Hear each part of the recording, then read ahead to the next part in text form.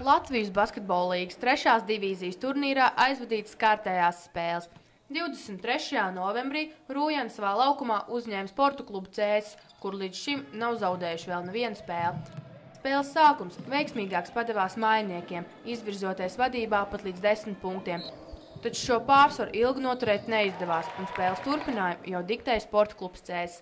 Neskatoties uz to, pēc pirmā puslaika rezultāts atšķīrās tikai par punktu.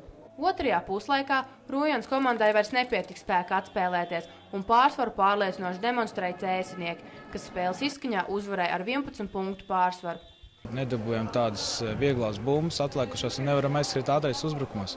Pozicionālā spēlē mums ir tāda maza sastāva, uz gariem spēlētājiem liels slodzi.